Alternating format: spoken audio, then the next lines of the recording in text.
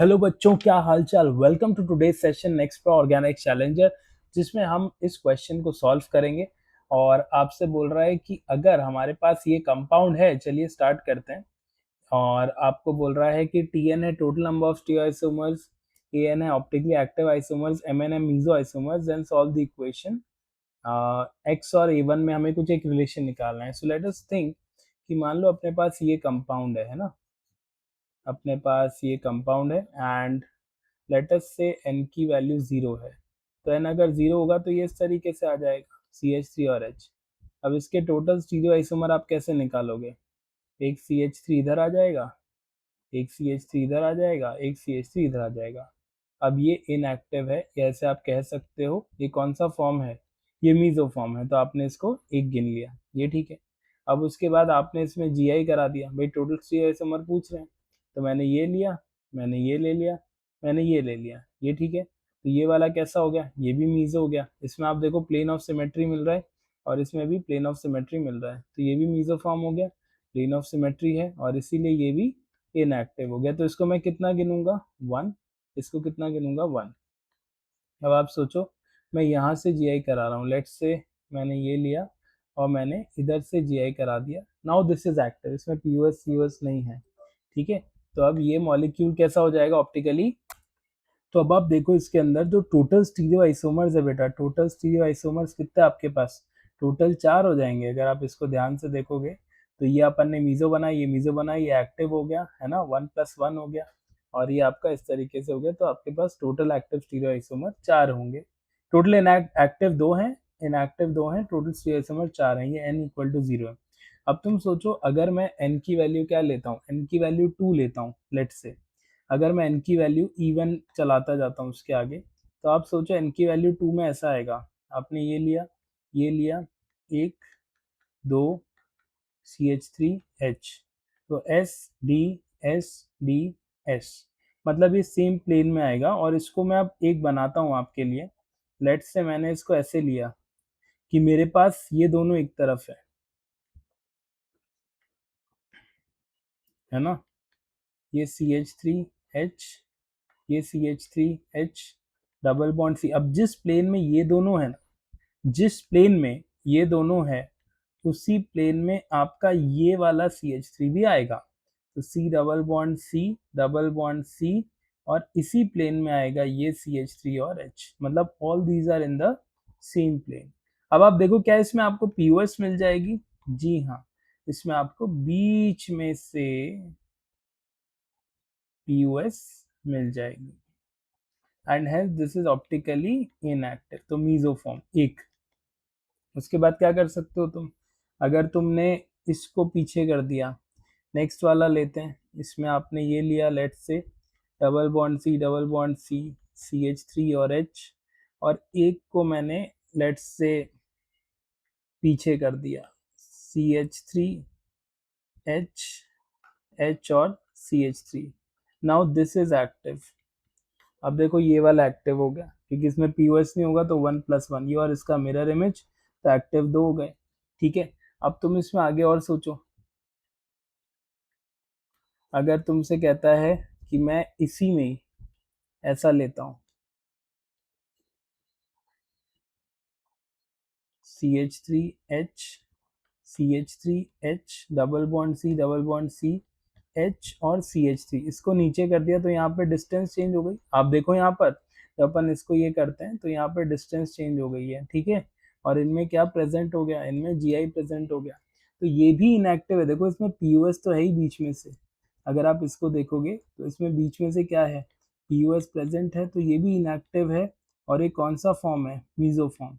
तो हमने देखा कि अगर N0 है, N2 है, N4 है, E1 है ना, आपके पास इवन वैल्यूज हैं, तो आपके पास टोटल स्टीरियो आइसोमर कितने आते हैं? 4। मीजो फॉर्म कितने आते हैं?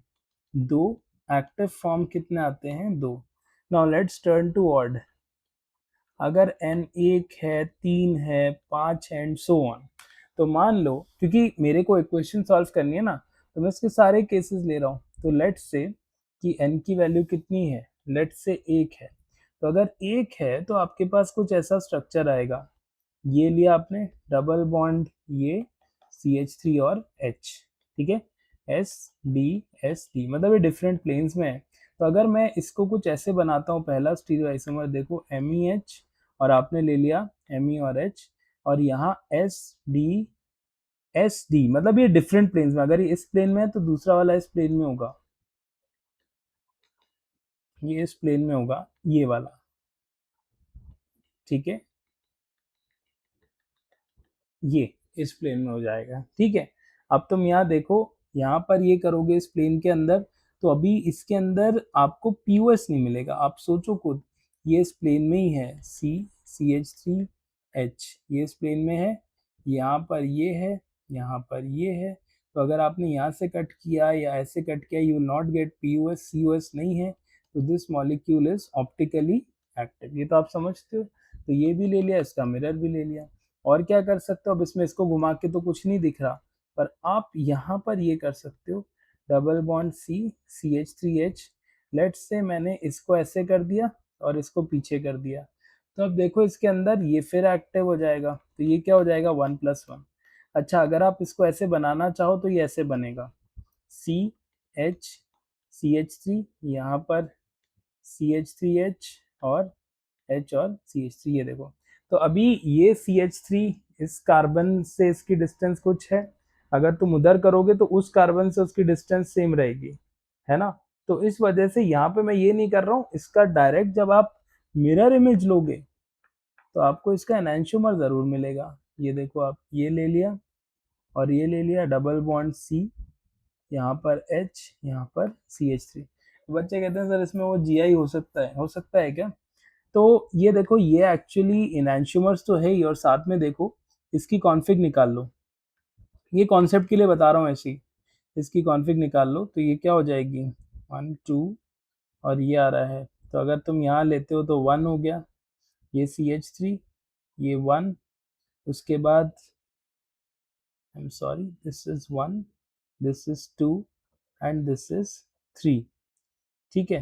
तो 1 से 2 से 3 दिस इज R, और इसको देखोगे ये डैश पर है, H आ गया है, तो H इसको ऊपर ले आओ तो आपको मिलेगा यहाँ पे 1 2 3, तो ये S का उल्टा R, ये आपका हो गया RR हो गया, और ये आपका क्या हो गया, ये आपका हो गया SS, है ना। तो इसके अंदर ये सिंपली क्या हो जाएंगे, इनैंशियोमर्स। अगर आप ध्यान से देखो, कॉन्फिग एक बार फिर चेक कर लेते हैं, इसको ऊपर ले गए तो ये हायर प्रायोरिटी देखो 1, इधर हायर प्रायोरिटी इसके हिसाब से 1 पे CH3 तो 1, 2 पे आगे कार्बन है, उसके आगे फिर कार्बन है, और उसके आगे कौन है CH3। तो आप अगर यहाँ पर देखोगे तो ये वाला हायर प्रायोरिटी हो गया, क्योंकि इसमें आगे तो कार्बन जुड़ा है पर यहाँ 2 H है, यहाँ C है, तो ये 1 हो गया, फिर ये 2 हो गया, 3 हो गया, तो 1 से 2 से 3 R, और 1 से 2 से 3 ये आपका, वापस देखो इसको सीधा कराओ, ऊपर ले आओ, तो 1 2 3 S का उल्टा R, R और SS ये आ गया, तो ये तो एनांशियोमर्स हो गए। और जब आप ये लेते हो ये और इसकी मिरर इमेज बनाते हो ना तुम, इस पे कई अच्छे क्वेश्चंस होते हैं, हालांकि इसमें ही कवर कर रहा हूँ ऐसे ही। मान लो आपने ये लिया और इसकी मिरर इमेज बनाई, तो इनमें रिलेशनशिप अगर देखे तो इसका कॉन्फिग निकालो, तो 1 पे CH3, वापस से 1 2 3, ये क्या हो गया R, और इसका निकालो, ये हो जाएगा 1 2 3, ये हो गया S। तो अब देखो यहाँ पर ये R है, ये S है, तो CH3 इसके पास है, और ये क्या हो गया आपका Z, higher priority higher priority. अब तुम यहाँ देखो, ये वाला क्या हो गया, वापस से देख लो 1 2 3, ये S है, और ये वाला क्या हो गया R, और CH3 इसके पास हो गया, तो क्या ये अपने आप E हो गया। तो ये आपके GI भी बोलोगे और इन्हें क्या भी बोलोगे, एनांशियोमर भी हैं, ये स्पेशल केस होता है ये, है ना। तो आप ये समझ गए। खैर कुल मिला के इसमें और कुछ तुम अब नहीं कर सकते, तुमने अब टोटल बना लिए 4, तो इसमें कोई भी मीजो फॉर्मेट नहीं है। Same applies for N35, same आएगा क्योंकि प्लेन सेम आएगा, SD N35 में भी सेम आएगा। तो इसमें टोटल SI कितने हो गए, टोटल SI हो गए 4, एक्टिव हो गए कितने 4, मीजो फॉर्म हो गए 0, और ये तब होता है जब आपका N क्या होता है, ऑड होता है ना। सो आई होप आप ये बात समझ पा रहे हो जो मैं आपसे कहना चाह रहा हूँ।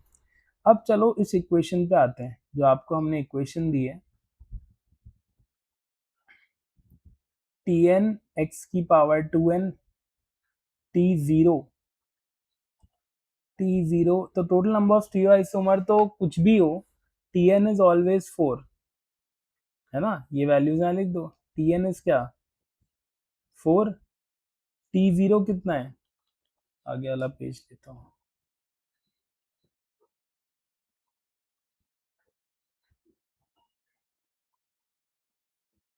चलो, तो हमें एक्चुअली फिर मैं इधर इक्वेशन वो तो उधर चली गई, यहाँ से लिख लेते हैं।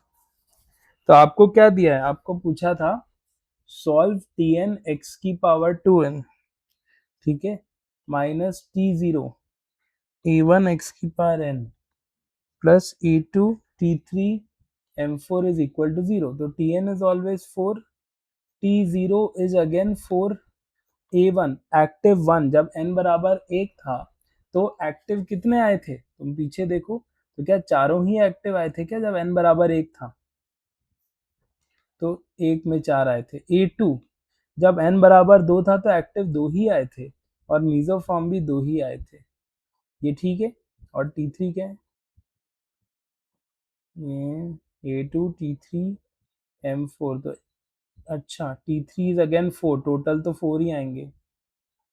तो आप जब ये वैल्यूज डालोगे तो आएगा 4x की पावर 2n माइनस 16x की power n plus 16 is equal to 0, ये x की पावर 2n माइनस 4x की power n plus 4 equal to 0। अब आप समझ गए, ये x की पावर n माइनस 2 का होल स्क्वायर है, ये इज इक्वल टू 0, x की पावर 2n, वो 4 मैंने उधर से 0 के वो कर दिया, x की power 2n minus 4 plus 4 minus 2, 4 into x की पावर n, इसका मतलब x की पावर n इक्वल टू 2, या x कितना आ जाएगा 2 की power 1/n। This is the final solution of the given question. तो आई होप आपको आ गया होगा। Thank you so much for watching, take care, keep studying.